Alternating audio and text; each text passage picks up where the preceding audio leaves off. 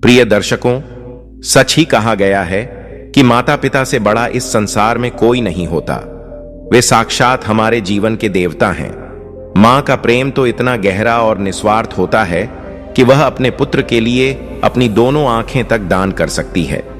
लेकिन कलयुग का यह दुर्भाग्य है कि आज वही बेटे माता पिता को कष्ट पहुंचाते हैं। आज हम आपको एक ऐसी मां की व्यथा सुनाने जा रहे हैं जो त्याग और प्रेम की प्रतिमूर्ति है। यह कहानी आपके हृदय को झकझोर कर रख देगी और आपको यह सोचने पर विवश कर देगी कि माता पिता का आदर और सेवा करना ही सच्ची भक्ति और धर्म है। आइए इस कथा से प्रेरणा लें और अपने जीवन में माता पिता के प्रति सच्चा समर्पण और श्रद्धा प्रकट करें। नमस्कार प्रिय दर्शकों, हर हर महादेव। आप सभी का स्वागत है हमारे YouTube चैनल स्पिरिचुअल ज्ञान सागर में, जहां हम आपके लिए लाते हैं सनातन धर्म की अद्भुत कथाएं और आध्यात्मिक रहस्य जो आपके मन और आत्मा को शांति प्रदान करेंगे। यदि आप एक सच्चे सनातनी हैं और भगवान श्री राम में अटूट श्रद्धा रखते हैं तो अभी वीडियो को लाइक करें, चैनल को सब्सक्राइब करें और कमेंट में जय श्री राम लिखकर अपना समर्थन व्यक्त करें। तो आइए प्रिय दर्शकों, बिना देरी किए आरंभ करते हैं आज की प्रेरणादायक कथा। प्रिय दर्शकों, एक नगर में शिव नारायण नामक व्यक्ति निवास करते थे। वह एक छोटी सरकारी नौकरी में कार्यरत थे। उनकी पत्नी का नाम विमला था। विमला अपने पति का आदर करती थीं और उनकी आय के अनुसार घर का प्रबंधन करती थीं। उनके 2 संतानें थीं, एक पुत्र और एक पुत्री। पुत्री की विवाह हो चुकी थी और पुत्र मनोहर उनके सपनों का केंद्र था। शिव नारायण और विमला ने मनोहर की शिक्षा दीक्षा में कोई कमी नहीं छोड़ी। उसे उत्तम स्कूल और कॉलेज में दाखिला दिलवाया। इंटरमीडिएट के बाद मनोहर उच्च शिक्षा के लिए दूसरे नगर चला गया। उसने वहां कठोर परिश्रम किया और अंततः एक सम्मानजनक नौकरी प्राप्त कर ली। इस दौरान उसकी मुलाकात एक संपन्न परिवार की कन्या सीमा से हुई और दोनों के बीच मित्रता हो गई। एक दिन मनोहर सीमा को अपने घर ले आया और अपने माता पिता से कहा कि वह उससे विवाह करना चाहता है। मनोहर की खुशी को प्राथमिकता देते हुए शिव नारायण और विमला ने उनकी शादी करवा दी। सीमा शिक्षित और सुंदर थी और उसके घर में आने से शिव नारायण और विमला बहुत प्रसन्न हुए। प्रारंभ में सब कुछ सामान्य था, लेकिन धीरे धीरे बेटे बहू के व्यवहार में बदलाव आने लगा। सीमा संपन्न घर की बेटी थी और स्वतंत्र जीवन जीने की आदी थी। सास ससुर की छोटी छोटी बातों पर उसे चिड़चिड़ाहट होने लगी। वह इन बातों की शिकायत मनोहर से करती थी। मनोहर उसे समझाता, थोड़ा सहन करो, मां बाबूजी के प्रति अच्छा व्यवहार रखोगी तो संपत्ति का स्वामित्व हमारे नाम पर हो जाएगा। उसके बाद जैसा तुम चाहोगी वैसा होगा। मनोहर की इस सोच ने सीमा को भी सास ससुर की हर बात सहने के लिए मजबूर कर दिया। वह बाहर से उनकी बात मान लेती थी, लेकिन अंदर से असंतोष पनपता था। धीरे धीरे इस रिश्ते में प्यार और सम्मान समाप्त होने लगा। एक दिन अचानक शिव नारायण जी गंभीर रूप से बीमार हो गए। उन्हें खून की उल्टियां होने लगीं, जिससे विमला जी उन्हें तुरंत अस्पताल लेकर गईं। डॉक्टर ने बताया कि उनकी जान बचाने के लिए काफी पैसों का प्रबंध करना होगा। परेशान विमला जी ने अपने बेटे मनोहर से कहा, बेटा, तुम्हारे पापा ने जो कुछ भी बचाकर रखा था वह इस समय काम नहीं आ रहा है। तुम किसी भी तरीके से पैसे का इंतजाम कर लो। पैसों का नाम सुनते ही मनोहर ने जवाब दिया, मां, इतनी बड़ी रकम का इंतजाम मैं इतनी जल्दी कहां से करूंगा। मेरी नौकरी मामूली सी है और मैंने अभी अभी अपने नए ऑफिस का आदेश दिया है। उसके लिए भी काफी धन चाहिए। अचानक इतनी बड़ी रकम का इंतजाम मेरे बस से बाहर है। मां ने समझाते हुए कहा, बेटा, तुम्हारे पिता का इलाज कराना हमारी पहली प्राथमिकता है। तुम अपने किसी मित्र या रिश्तेदार से उधार लेकर काम चला लो। पापा ठीक हो जाएंगे तो हम सारा पैसा लौटा देंगे। मनोहर ने कहा, मां, मैं तो पहले ही कहता था कि पापा को अपनी सारी संपत्ति मेरे नाम कर देनी चाहिए, लेकिन लगता है उन्हें मुझ पर भरोसा ही नहीं है। विमला ने कहा, बेटा, अभी इन बातों को छोड़ो। तुम्हारे पापा को किसी तरह ठीक करना है। मैं वादा करती हूं कि जब वे ठीक हो जाएंगे तो सबसे पहले यह काम करूंगी। मनोहर थोड़ी देर के लिए वहां से चला गया और फिर लौटकर बोला, मां, चिंता मत करो, पैसे का इंतजाम हो गया है। मैंने 1 महीने में लौटाने की शर्त पर रकम जुटाई है, लेकिन अगर समय पर नहीं लौटाए तो मेरी प्रतिष्ठा प्रभावित हो जाएगी। मां ने जवाब दिया, बेटा, तुम्हारे पापा के ठीक हो जाने के बाद हम हर हाल में पैसे चुका देंगे। अभी तुम उनकी सेहत पर ध्यान दो। कुछ समय बाद सीमा ने मनोहर को अलग ले जाकर पूछा, तुमने इतनी बड़ी रकम कहां से जुटाई? मनोहर ने जवाब दिया, मैंने किसी से उधार नहीं लिया है, ये मेरे ही पैसे हैं, लेकिन पापा के इलाज पर यह खर्च करना हमारे लिए लाभकारी होगा। मां, ये रकम उधार मानकर जल्द ही अपनी नाम पर जायदाद करवा लेंगी। इस तरह पापा की सारी संपत्ति भी हमारे हाथ आ जाएगी और मैं अपने दफ्तर का मालिक बन जाऊंगा। सीमा ने यह सुनकर सहमति दे दी।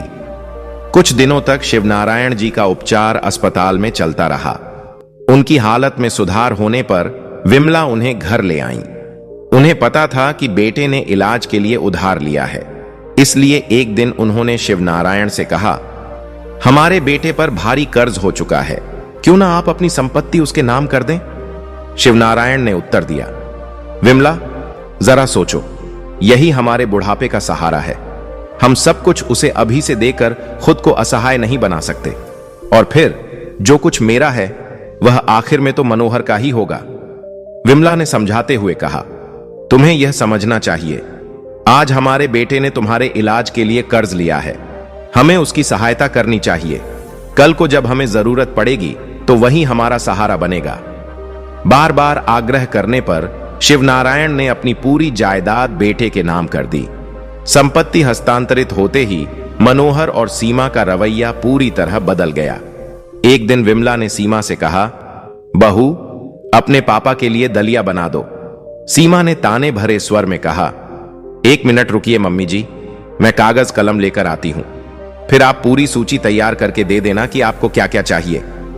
विमला चौंकते हुए पूछने लगी, बहू, ये तुम क्या कह रही हो? मैं समझ नहीं पाई। सीमा तपाक से बोली, अरे बुढ़िया, थोड़ा दिमाग लगाया करो। क्या आपको लगता है कि यह घर कोई होटल है और मैं यहां वेट्रेस हूं जो आपके ऑर्डर लेती रहूंगी? सीमा ने नाराजगी में कहा, अगर पापा जी को दलिया चाहिए तो तुम खुद क्यों नहीं बना लेती? हर बार मुझसे ही क्यों कहती हो? इतना कहकर सीमा अपने कमरे में चली गई। विमला अपने पति शिवनारायण से बोली, लगता है बहू काम से थक गई है, इसलिए इतना चिढ़ गई। आप चिंता न करें, जैसे ही उसका गुस्सा शांत होगा वह आकर माफी मांग लेगी। फिर उन्होंने कहा, आज मैं आपके लिए खुद दलिया बना देती हूं। यह कहकर विमला ने दलिया तैयार किया और अपने पति को खिला दिया। विमला जानती थी कि बहू क्यों ऐसा बर्ताव कर रही है, लेकिन वह अपने पति को यह बात महसूस नहीं होने देना चाहती थी। अगले दिन विमला ने शिवनारायण से पूछा, आज आपके लिए क्या बनाऊं? शिवनारायण बोले, तुम क्यों परेशान होती हो, बहू है ना? इस पर विमला बोली, बहू सुबह से ही ढेर सारे काम करती है, मैंने सोचा बार बार उसे क्यों कष्ट दूं, इतना काम तो मैं भी कर सकती हूं। शिवनारायण समझ गए कि कल की घटना के कारण विमला यह सब खुद कर रही है। उन्होंने कहा, तुम जो भी बनाओगी मैं खा लूंगा। इसके बाद विमला रसोई में पहुंची, लेकिन वहां पहुंचकर हैरान रह गईं। अरे यह क्या, रसोई में ताला लगा हुआ है। उन्होंने मन में सोचा, आज तक तो रसोई पर कभी ताला नहीं देखा, यह क्या हो गया? विमला ने सीमा को आवाज दी। सीमा ने झट से जवाब दिया, मम्मी जी, इतनी जोर से क्यों चिल्ला रही हो? विमला ने पूछा, आज तक रसोई और पूजा घर पर ताला नहीं लगा, ये आज क्या हो गया? सीमा बोली, अब ताला लगाना जरूरी हो गया है, क्योंकि इस घर में 2 भूखे जानवर रहते हैं जो हर समय कुछ न कुछ खाने को खोजते रहते हैं। अब यह घर कोई मंदिर का भंडारा नहीं है जहां बार बार खाना परोसा जाए, इसलिए मैंने ताला लगा दिया। विमला बोली, तो अब हम तुम्हारी नजर में जानवर हो गए हैं? सीमा ने कहा, और नहीं तो क्या, मैं आपकी भूख से तंग आ चुकी हूं। अब मैं तय करूंगी कि आपको कब और क्या खाना मिलेगा। सीमा की बातें सुनकर विमला का खून खौल उठा। उन्होंने कहा, तेरी ये हिम्मत कि हमें जानवर बोले और हमारे खाने का हिसाब रखे। ये घर हमारा है और हम इतने मजबूर नहीं कि नाप तौल कर खाना खाएं। जब मनोहर को पता चलेगा तो वह तुझे सबक सिखाएगा। सीमा ने जवाब दिया, मुझे आपकी धमकियों से डर नहीं लगता।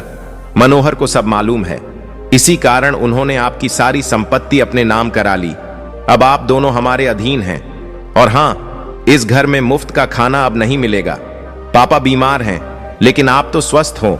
अब पूरे घर का काम आप ही करोगी, वरना आपको बाहर निकालने में हमें देर नहीं लगेगी। अपनी बहू की ऐसी बातें सुनकर विमला चुपचाप अपने कमरे में चली गईं। उनकी आंखें आंसुओं से भरी हुई थीं।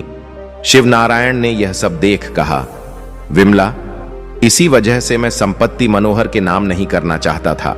मुझे पहले से अंदाजा था कि जैसे ही हमारे पास कुछ नहीं रहेगा, ये लोग हमें ठुकरा देंगे। मैंने तुम्हारे कहने पर सब कुछ उनके हवाले कर दिया, लेकिन ये इतनी गिरावट पर उतर जाएंगे, ये तुमने भी नहीं सोचा होगा।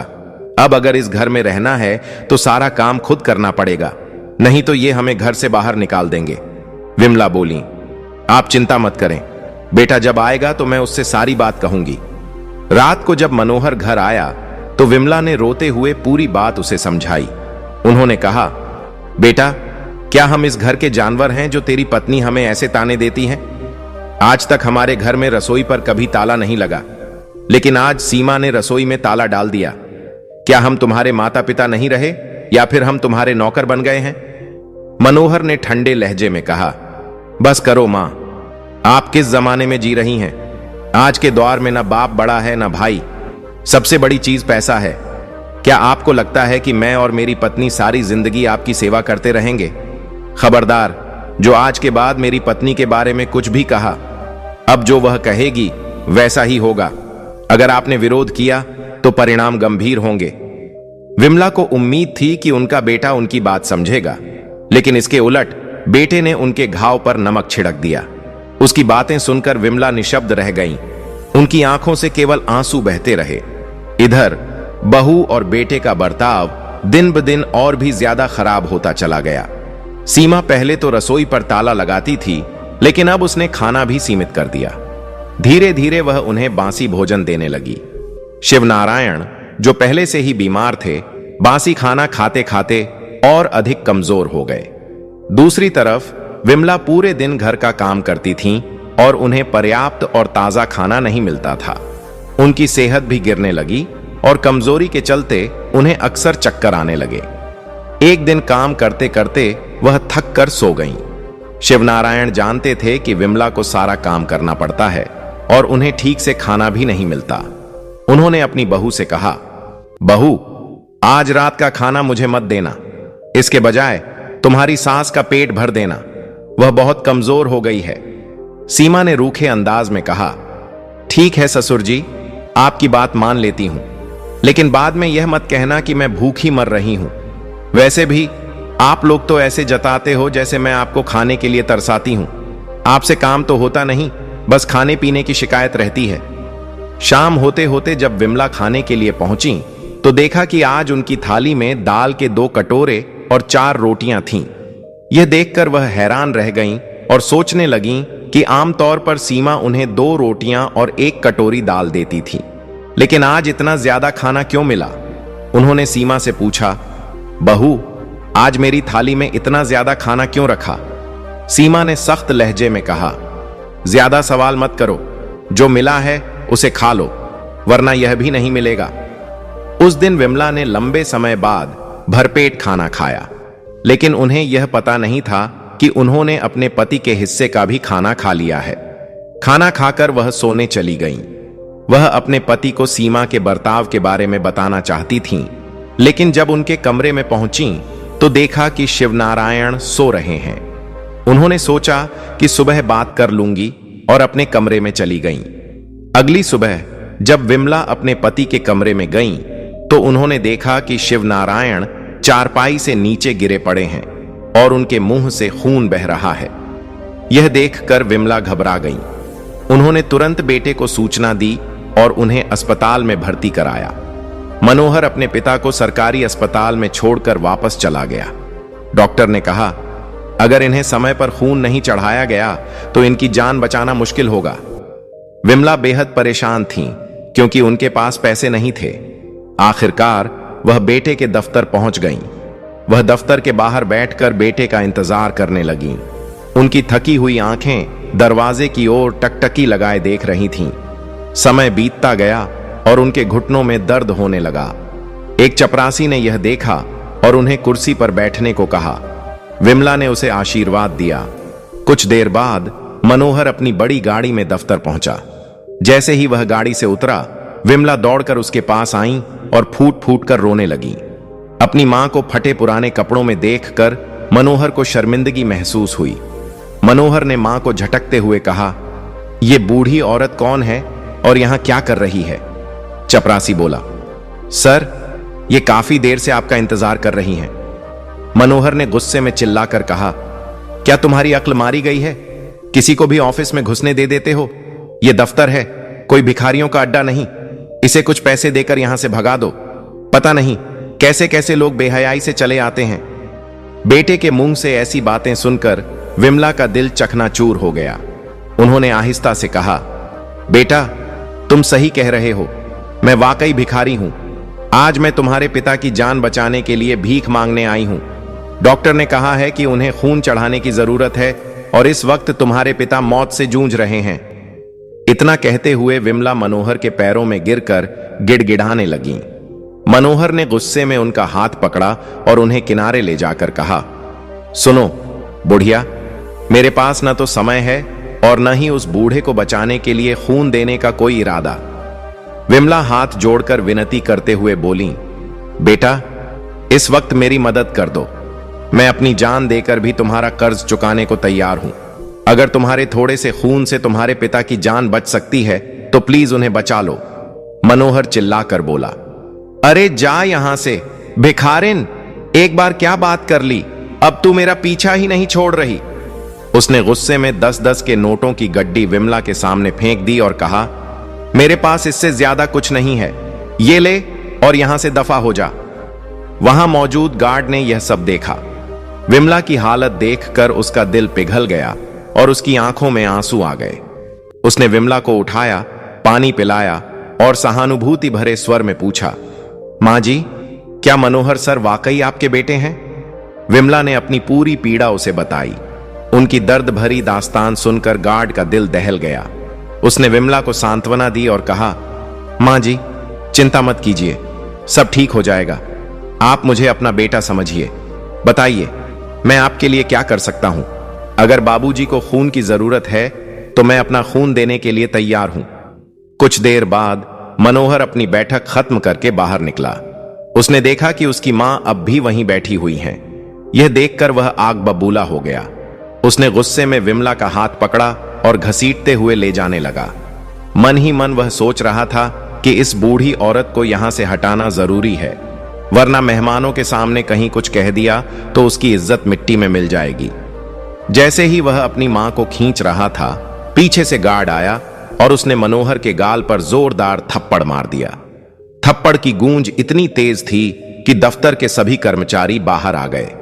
सबने मनोहर को अपनी मां के साथ दुर्व्यवहार करते हुए देख लिया और उसे भला बुरा कहने लगे। मनोहर ने गुस्से से गार्ड पर चिल्लाते हुए कहा, "तेरी हिम्मत कैसे हुई अपने बॉस पर हाथ उठाने की? मैं अभी तुझे नौकरी से निकाल दूंगा।" गार्ड ने तीखे लहजे में कहा, "तुम क्या नौकरी निकालोगे? मैं खुद इस नौकरी को छोड़ना बेहतर समझता हूं। जो इंसान अपने मां बाप का नहीं हो सकता, वह किसी और का भी नहीं हो सकता।" गार्ड की हिम्मत देखकर लोग दंग रह गए। मनोहर शर्मिंदगी से गाल पकड़े खड़ा रह गया। गार्ड ने विमला का हाथ पकड़ा और कहा, "मां जी, चलिए, मैं अपना खून दूंगा।" वह उन्हें अस्पताल लेकर गया। डॉक्टर ने उनका और गार्ड का खून मिलाकर देखा और बताया कि दोनों का रक्त समूह एक ही है। गार्ड ने बिना देर किए अपना खून शिवनारायण को चढ़ा दिया। विमला वहीं बैठकर उसे आशीर्वाद देने लगी। उस समय वह गार्ड उनके लिए किसी देवदूत से कम नहीं था। खून चढ़ने के बाद गार्ड ने विमला के पैर छूते हुए कहा, "मां जी, कृपा करके मेरे पैरों में न गिरिए, यह मुझे पाप का भागी बनाएगा। मां का हाथ तो हमेशा बच्चों के सिर पर आशीर्वाद के लिए होता है।" विमला ने उसे कुछ पैसे देते हुए कहा, "बेटा, तुमने मेरे लिए अपनी नौकरी छोड़ दी, ये पैसे रख लो, तुम्हारे बच्चों के काम आएंगे।" गार्ड ने विनम्रता से कहा, "मां जी, मेरी नौकरी की चिंता छोड़िए। आप सुबह से भूखी प्यासी यहां बैठी थीं। पहले मैं आपके लिए खाने का इंतजाम करता हूं।" विमला की आंखों से आंसू बह रहे थे, लेकिन उनमें अब कुछ सुकून का एहसास भी था। ऐसा लग रहा था कि विमला जी को उनका असली बेटा मिल गया हो।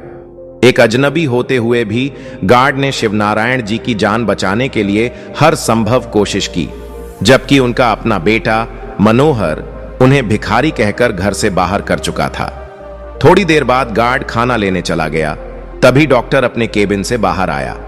उसने विमला जी से कहा, मां जी, हमें अफसोस है, हम आपके पति को नहीं बचा पाए।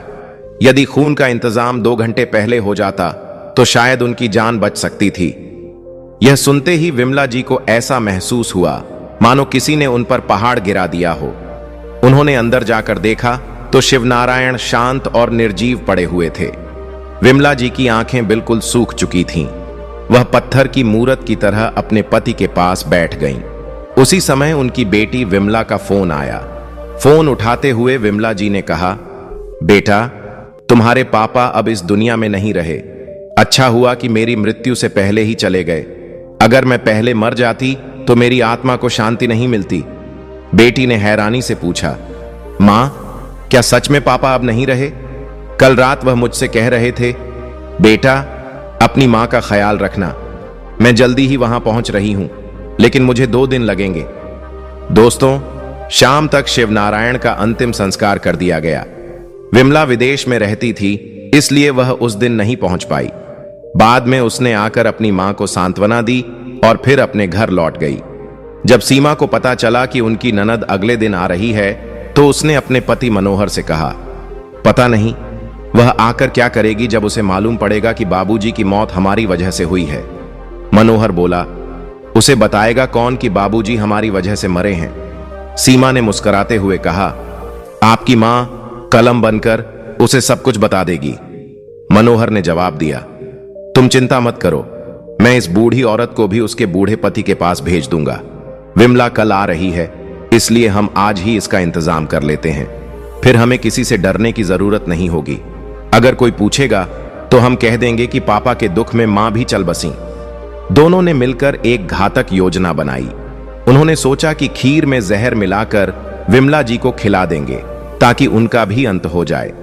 सीमा ने खीर बनाई और उसमें जहर मिला दिया। वह खीर लेकर अपनी सास के कमरे में पहुंचने ही वाली थी कि तभी विमला आ गई। विमला के पास अपने पिता द्वारा दी गई घर की चाबी थी ताकि वह कभी भी घर आ सके।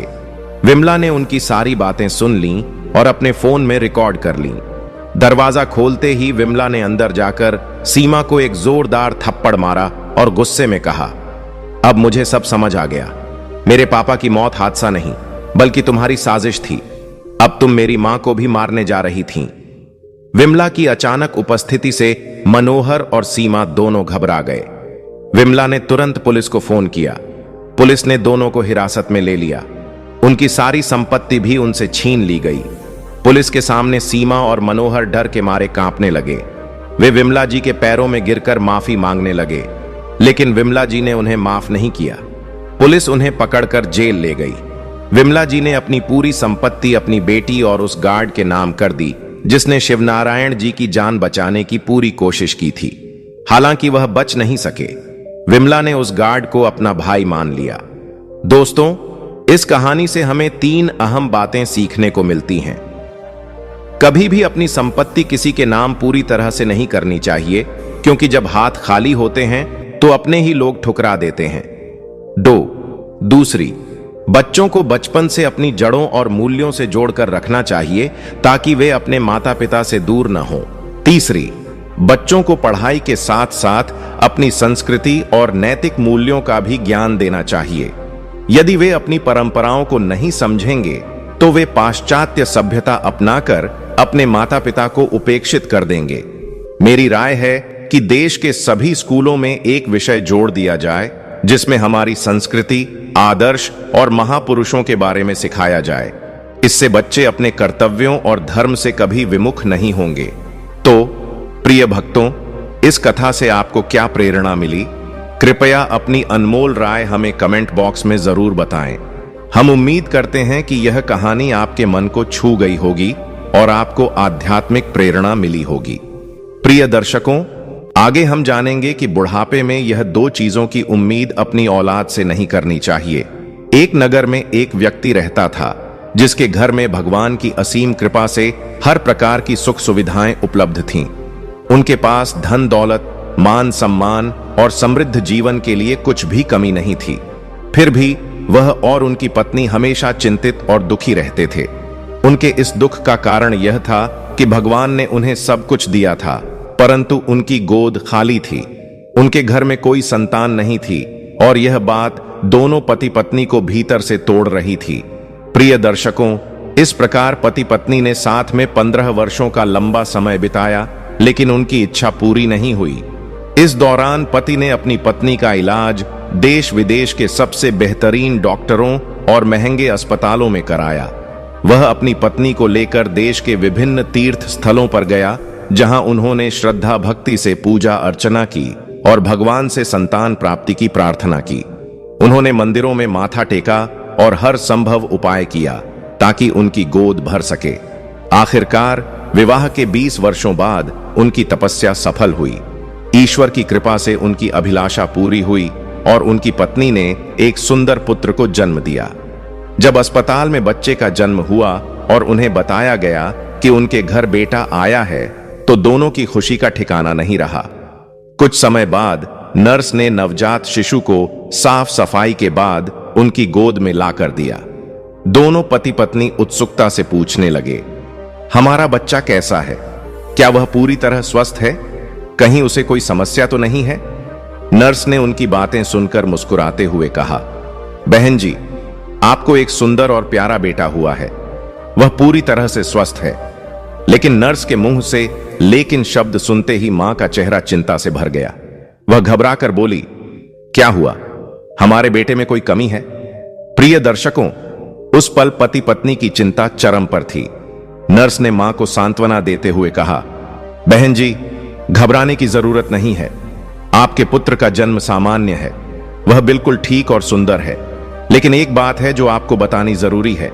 आपके बेटे की केवल एक आंख ही काम करती है। वह दूसरी आंख से नहीं देख सकता। यही एकमात्र कमी है। बाकी आपका बेटा पूरी तरह से स्वस्थ है। जैसे ही मां ने यह सुना, उसके दिल पर गहरा आघात हुआ, लेकिन अपनी ममता के प्रभाव में आकर उसने तुरंत अपने नवजात शिशु को गोद में उठा लिया और सीने से लगा लिया। वह रोते हुए कहने लगी, कोई बात नहीं। अगर मेरे बेटे की एक आंख नहीं है तो क्या हुआ? उसकी एक आंख तो सही सलामत है। वह जैसा भी है, मेरे लिए दुनिया का सबसे प्यारा और अनमोल बच्चा है। प्रिय दर्शकों, यह मां की असीम ममता थी, जो उसने अपने बच्चे की इस कमी को सहजता से स्वीकार कर लिया। उसके लिए संतान का प्रेम उसकी शारीरिक बनावट पर निर्भर नहीं था। मां की नजर में हर बच्चा अद्वितीय और मूल्यवान होता है। चाहे वह गोरा हो या सांवला, सुंदर हो या साधारण, मां अपने बच्चों के बाहरी स्वरूप को नहीं देखती। वह उनके हृदय और आत्मा से जुड़ी होती है। मां अपने बेटे को प्यार से निहारते हुए बोली, देखो, मेरा बच्चा कितना प्यारा है। यह सचमुच दुनिया का सबसे सुंदर बच्चा है। मां के इन शब्दों को सुनकर नर्स भी भावुक हो उठी। उसकी आंखों में आंसू भर आए और उसने मन ही मन सोचा, यदि भगवान ने इस दंपति को संतान सुख देना ही था, तो इस बच्चे को दोनों आंखें क्यों नहीं दी? आखिर इसमें क्या चला जाता? यह क्षण नर्स के दिल में भी ममता और करुणा का भाव जगा गया। प्रिय दर्शकों, यह कहानी केवल मां के प्रेम की नहीं, बल्कि यह सिखाती है कि सच्चा प्रेम हर कमी को अपनाकर जीवन का हिस्सा बना लेता है। कहानी आगे बढ़ती है। मां अपने बेटे को स्नेह करते हुए कहने लगी, कोई बात नहीं, मेरा बेटा जैसा भी है वह मेरा ही लाल है। लेकिन हां, अगर इसकी दोनों आंखें होती तो यह और भी सुंदर दिखता। यह सोचकर दिल को थोड़ा दुख जरूर होता है। मां की बात सुनकर नर्स ने गहरी सांस लेते हुए कहा, बहन जी, अगर आप चाहती हैं कि आपके बेटे की दोनों आंखें हो जाएं, तो ऐसा संभव हो सकता है। यह सुनकर मां चौंक गई। उसने हैरानी से पूछा, नर्स मैडम, यह कैसे संभव है? आप क्या कह रही हैं? नर्स ने विस्तार से समझाते हुए कहा, यदि आप चाहें तो आपके बेटे की दूसरी आंख भी काम करने लग सकती है, लेकिन इसके लिए आपको या आपके पति को अपनी एक आंख दान करनी होगी। अगर आप या आपके पति में से कोई एक अपनी आंख दान कर दें, तो आपके बेटे की कमी पूरी हो जाएगी और वह दोनों आंखों से देख सकेगा। प्रिय दर्शकों, नर्स की बात सुनकर वह व्यक्ति जो अब तक चुपचाप खड़ा था गंभीर लहजे में बोलने लगा। उसने कहा, नर्स मैडम, मेरी बात सुनिए।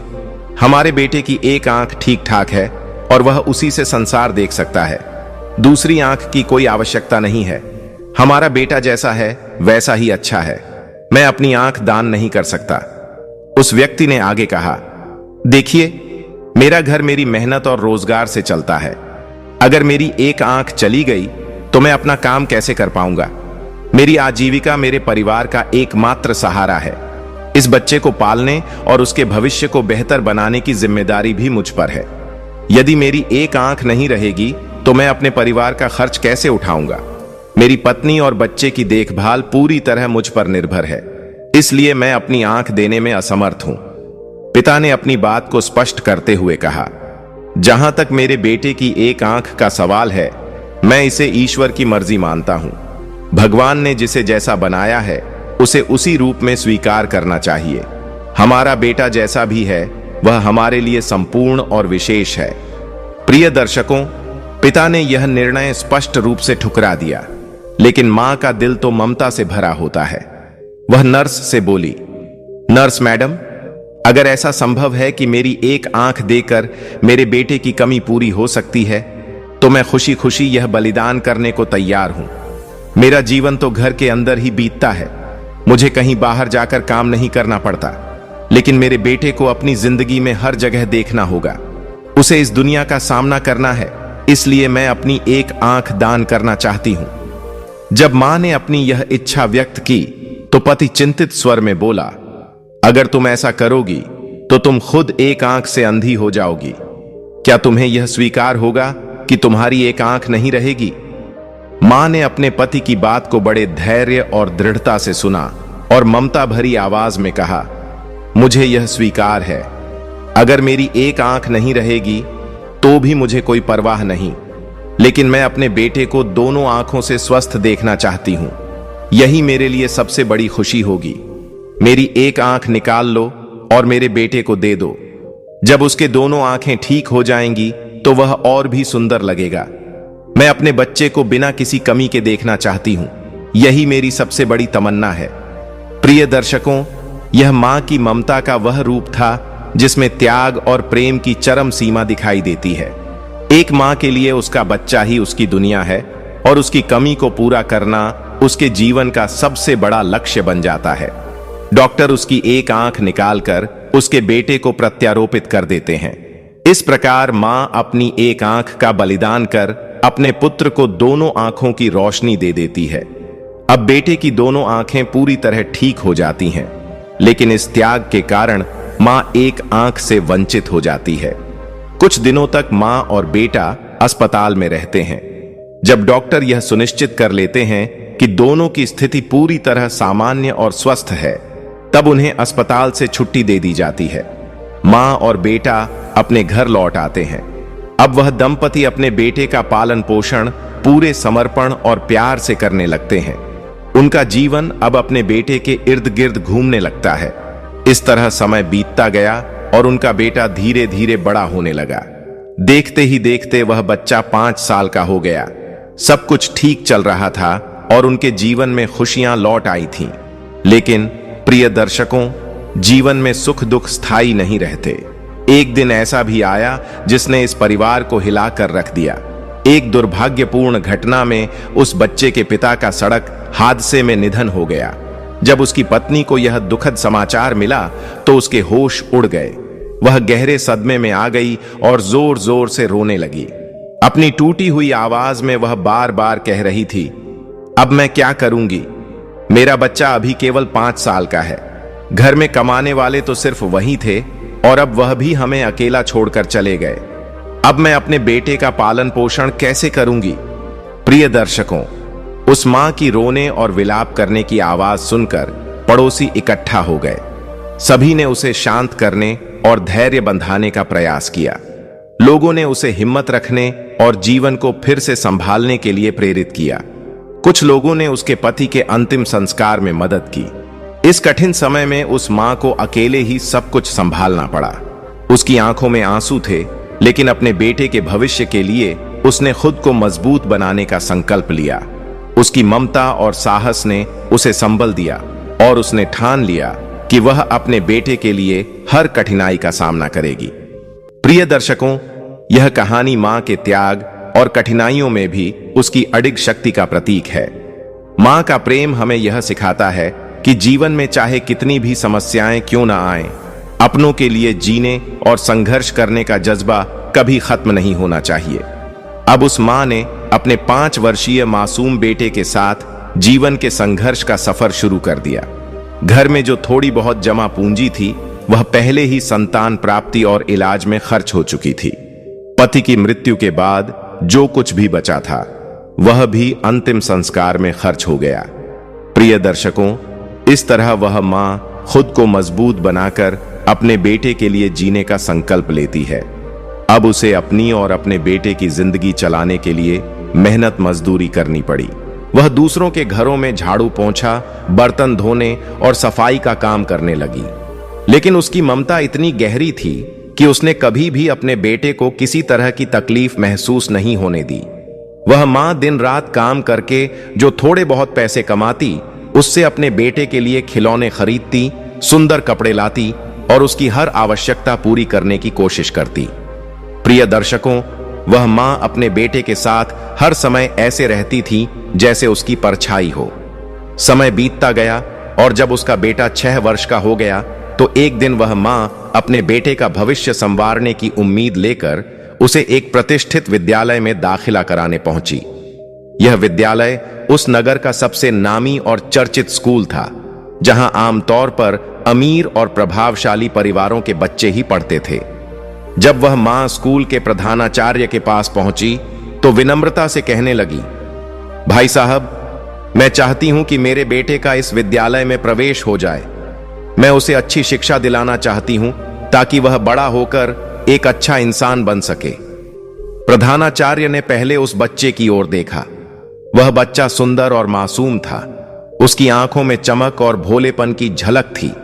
लेकिन जब प्रधानाचार्य की नजर मां पर पड़ी, तो उनके फटे पुराने कपड़े और थकी हुई हालत देखकर वह मन ही मन सोचने लगे।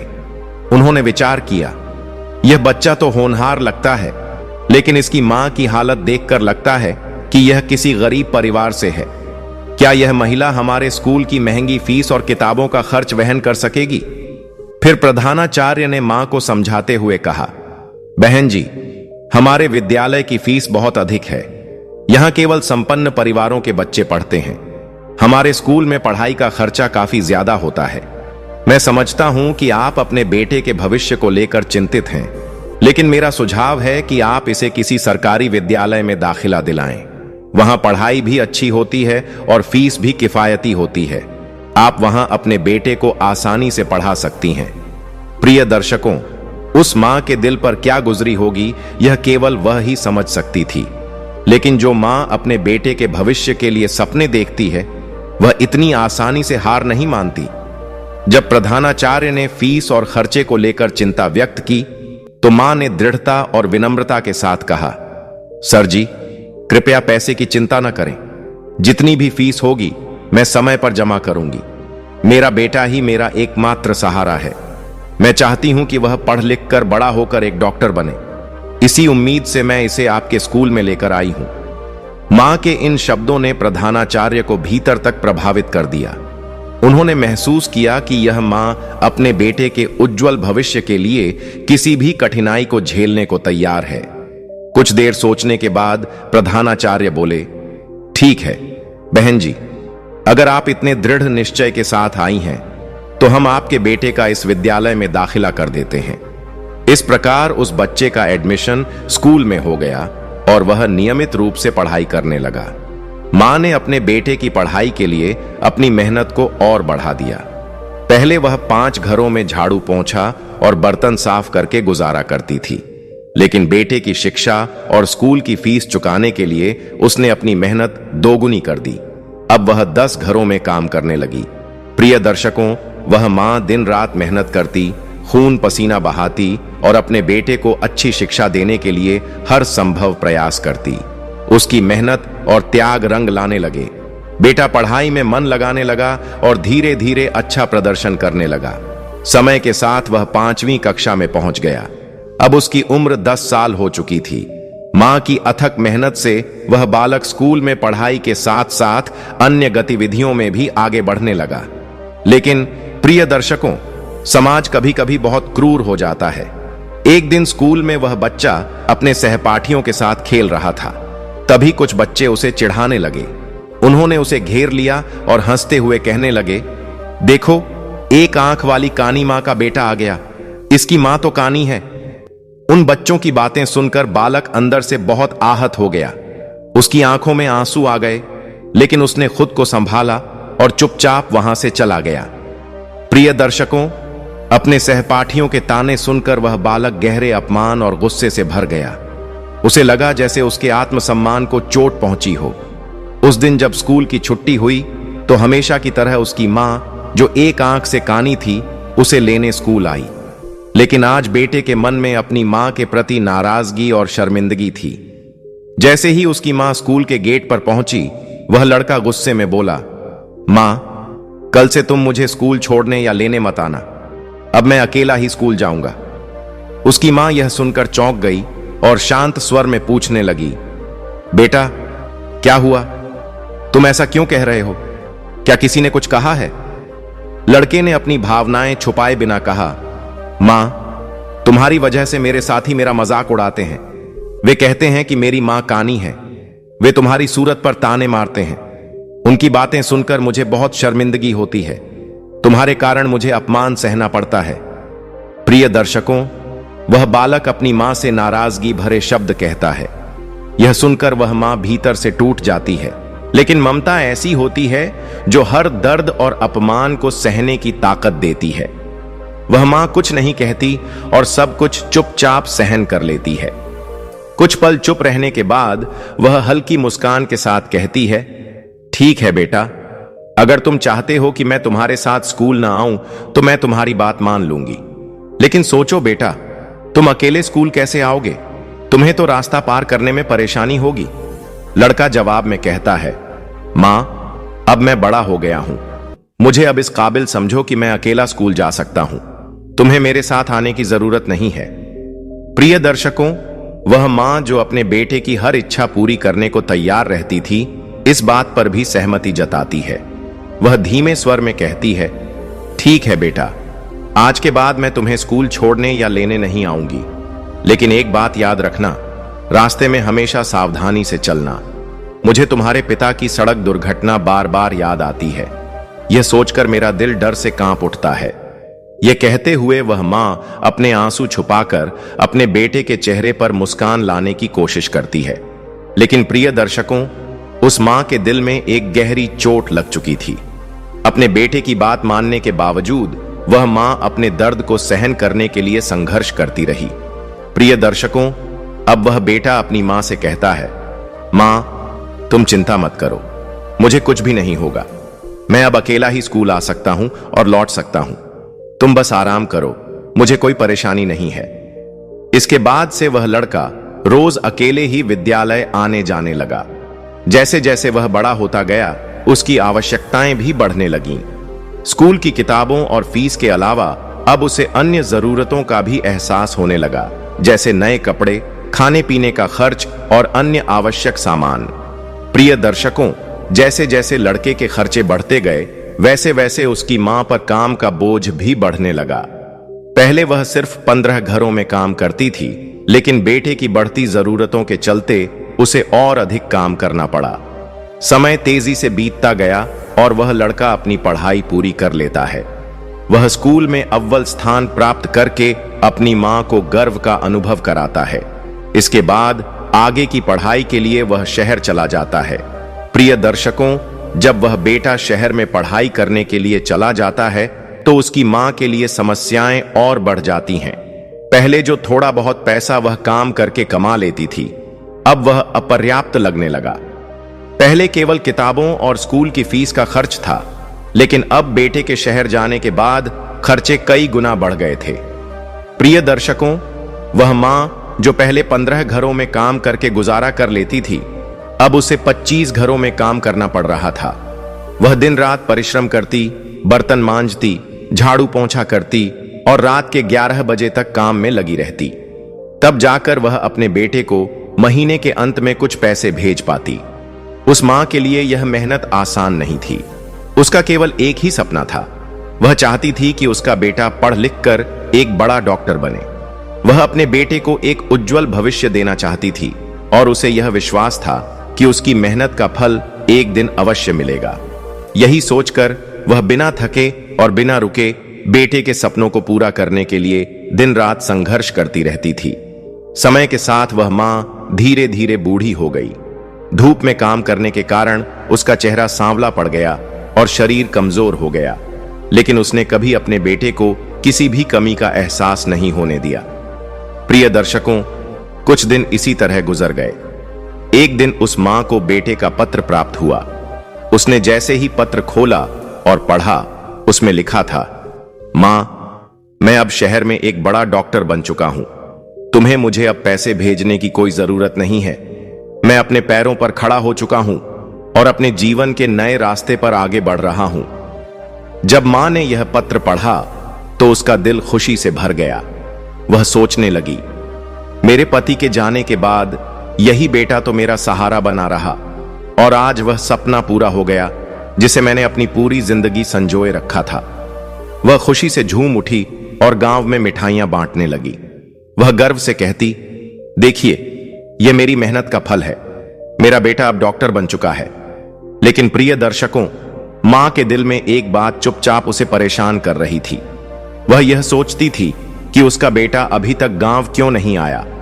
वह मन ही मन कहती, इतना समय हो गया पर अब तक वह मुझसे मिलने नहीं आया। अब तो उसे आकर मुझे देखना ही चाहिए। मां पूरे गांव में बेटे की उपलब्धि पर गर्व करती, लेकिन भीतर ही भीतर बेटे के आने का इंतजार करती रहती थी। हर रोज उसका दिल उम्मीद से भरा रहता कि शायद आज उसका बेटा आ जाएगा। जब भी घर के पास किसी वाहन की आवाज सुनाई देती, वह दौड़कर बाहर जाती। उसकी आंखों में उम्मीद और खुशी झलकती, लेकिन जब देखती कि वह कोई और था तो उसका दिल भारी हो जाता और वह चुपचाप वापस लौट आती। इस तरह हर दिन उसका इंतजार बढ़ता जाता। प्रिय दर्शकों, कई दिन बीत गए। अब तो रात में भी उसे नींद नहीं आती। वह बिस्तर पर लेटी लेटी सोचती रहती।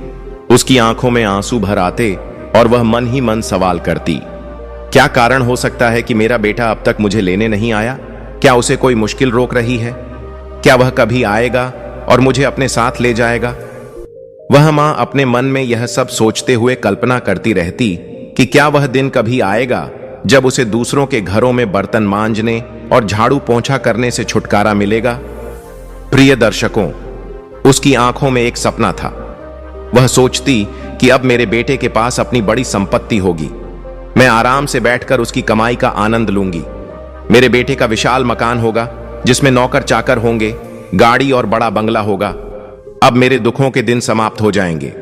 प्रिय दर्शकों, वह मां दिन भर अपनी कल्पनाओं में खोई रहती, कभी यह सोचते हुए कि उसे अपने बेटे के साथ सुखमय जीवन जीने का अवसर मिलेगा, तो कभी यह सोचते हुए कि वह अपने बेटे के साथ खुशहाल दिन बिताएगी। यही सपने और उम्मीदें उसके दिल और दिमाग में हर वक्त चलती रहती। इस तरह वह मां अपने बेटे का इंतजार करते करते पूरा 1 साल बिता देती है, मगर उसका बेटा एक बार भी अपनी मां से मिलने नहीं आता। हर दिन उसकी उम्मीदें टूटती जाती और उसका दिल यह सोचकर भारी हो जाता कि आखिर उसका बेटा उसके पास क्यों नहीं आया। फिर एक दिन उस मां को अपने बेटे का दूसरा पत्र मिलता है। पत्र पढ़ते समय उसकी आंखों में उत्सुकता और आशा की चमक होती है, मगर जैसे ही उसने पत्र के शब्द पढ़े, उसका चेहरा बुझ गया। पत्र में लिखा था, मां, मुझे यह बताते हुए प्रसन्नता हो रही है कि मेरी शादी हो चुकी है। तुम्हें तो पता ही है कि मैंने एक प्रतिष्ठित डॉक्टर की बेटी से विवाह किया है। मेरी पत्नी बहुत सुंदर है और वह एक संपन्न परिवार से ताल्लुक रखती है। प्रिय दर्शकों, जब मां ने यह पत्र पढ़ा तो उसकी आंखों से आंसुओं की धारा बह निकली। उसके दिल में गहरी निराशा और वेदना की लहर दौड़ गई। वह सोचने लगी, मैं तो यह उम्मीद कर रही थी कि जब मेरा बेटा डॉक्टर बनेगा तो मुझे अच्छे रिश्ते मिलेंगे और मैं स्वयं उसके लिए उचित जीवन संगिनी चुनने में सहायता करूंगी। लेकिन इस पत्र ने तो मेरी सारी उम्मीदों को चूर चूर कर दिया। उस मां के मन में अनेक सवाल उठने लगे। वह सोचने लगी, हे भगवान, मैंने कौन सा ऐसा अपराध किया है जो मुझे यह सजा मिल रही है। मैंने अपने बेटे के लिए हर त्याग किया, हर कठिनाई को झेला, फिर भी मुझे यह कष्ट क्यों सहना पड़ रहा है। प्रिय दर्शकों, हर मां का यह सपना होता है कि वह अपनी मेहनत से अपने बेटे को एक सफल इंसान बनाए और अपनी शादी के दिन उसे अपने हाथों से सजाकर आशीर्वाद दे। लेकिन इस मां का सपना मात्र अधूरी कल्पना बनकर रह गया। वह मां जिसने अपनी पूरी जिंदगी दूसरों के घरों में काम करके, बर्तन धोकर और झाड़ू पोंछा करके अपने बेटे को इस काबिल बनाया था, सोचती थी कि एक दिन वह अपने बेटे की शादी अपनी पसंद की लड़की के साथ कराएगी। उसने अपनी सारी मेहनत को इसी सपने में समर्पित कर दिया था। मगर जब उसने यह पत्र पढ़ा कि उसका बेटा बिना बताए शादी कर चुका है, तो उसके सारे अरमान इस पत्र के शब्दों में ही दम तोड़ गए। प्रिय दर्शकों, वह मां सोचने लगी, क्या मैंने यही दिन देखने के लिए अपने बेटे को पढ़ाया लिखाया था? क्या इतने वर्षों की कठिन मेहनत का यही प्रतिफल था? यह सोचते हुए वह पूरी रात आंसू बहाती रही। फिर भी अपने टूटे दिल के बावजूद वह अपने बेटे के लिए शुभकामनाएं देती रहती। वह थककर रोते रोते सो जाती, मगर उसके दिल में बेटे के लिए ममता का सागर हमेशा बहता रहता। प्रिय दर्शकों, उस मां को फिर भी यह विश्वास था कि एक दिन उसका बेटा अपनी पत्नी के साथ घर जरूर आएगा। वह कल्पना करती कि उसकी बहू उसके पैर दबाएगी और वह अपनी बहू को आशीर्वाद देगी। इन विचारों में खोई हुई वह मां अपने बेटे और बहू के आगमन का इंतजार करने लगी। इस तरह वह पूरे 7 महीने इंतजार करती रही, मगर उसका बेटा या बहू मिलने नहीं आए। इतने लंबे समय तक किसी के न आने से उसका धैर्य टूटने लगा। उसका मन बेचैन हो उठा और वह सोचने लगी, अब यह सहन करना कठिन हो रहा है। फिर उसने एक निर्णय लिया। उसने ठान लिया कि अब वह अपने पोते को देखने जरूर जाएगी। प्रिय दर्शकों, इस निर्णय के बाद वह मां पूरी तरह तैयार हो गई। वह किसी तरह रास्ता पूछते हुए शहर पहुंचती है जहां उसका बेटा रहता था। वहां पहुंचकर वह एक ऑटो वाले को बुलाती है और अपने बेटे को खोजने के लिए निकल पड़ती है। वह जोर जोर से रोते हुए कहते हैं, मुझे कभी अंदाजा नहीं था कि मेरी बातों से मेरी मां को इतना गहरा आघात पहुंचेगा। मैं तो केवल अपनी पत्नी के सामने अपनी शान दिखाने के लिए झूठ बोल रहा था। मैंने सोचा था कि अगर मेरी पत्नी को मेरी असलियत पता चल गई तो वह मुझे छोड़ देगी, इसलिए मैंने झूठ का सहारा लिया था।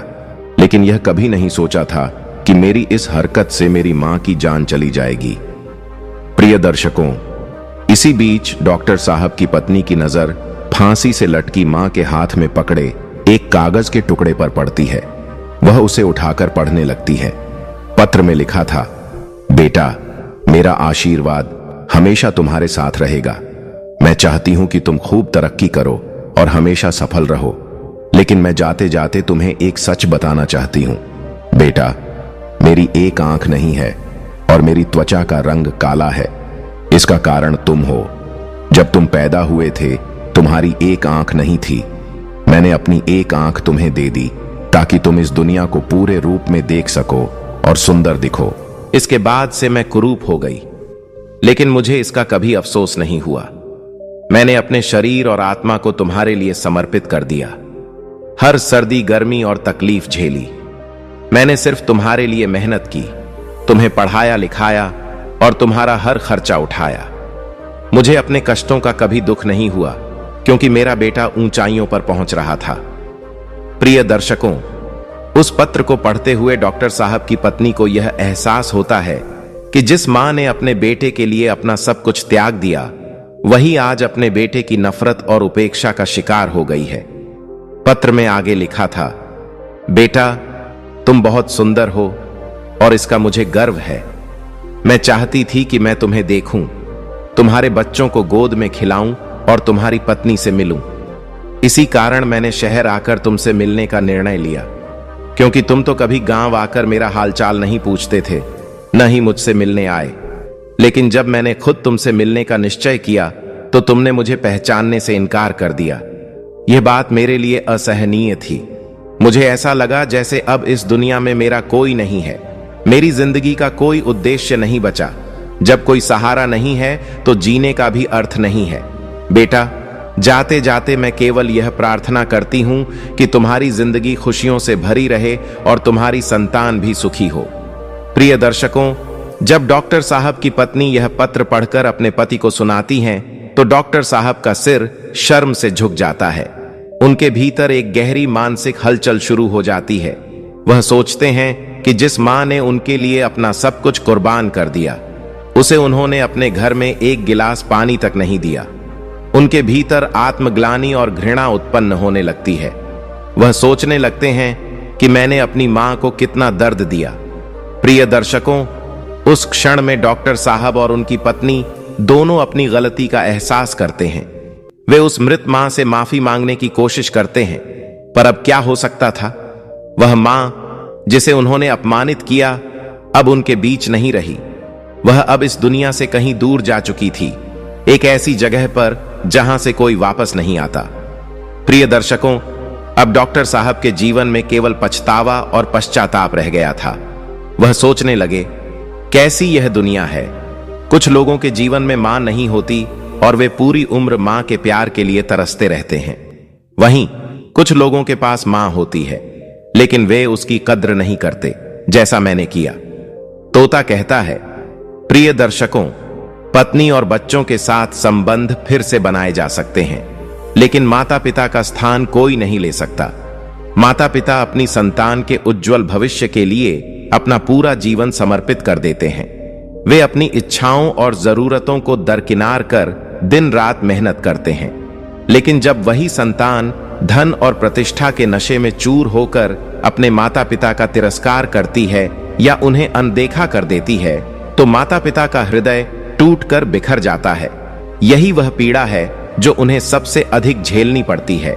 यह कथा हमें सिखाती है कि माता पिता का सम्मान और उनकी भावनाओं का आदर करना प्रत्येक संतान का कर्तव्य है। प्रिय दर्शकों, ऐसे और प्रेरणादायक विचारों के लिए स्पिरिचुअल ज्ञान सागर चैनल को अभी सब्सक्राइब करें। अगर यह कथा आपके दिल को छू गई हो तो कृपया कमेंट बॉक्स में अपनी राय साझा करें। हमें उम्मीद है कि यह कथा आपको आध्यात्मिक प्रेरणा प्रदान करेगी। अगर आपको यह कहानी पसंद आई हो तो कृपया वीडियो को लाइक करें, स्पिरिचुअल ज्ञान सागर चैनल को सब्सक्राइब करें और इसे अपने मित्रों एवं परिजनों के साथ साझा करें। साथ ही कमेंट सेक्शन में जय श्री कृष्णा लिखकर अपनी श्रद्धा प्रकट करें। वीडियो को अंत तक देखने के लिए आप सभी का दिल से धन्यवाद। जय श्री राम।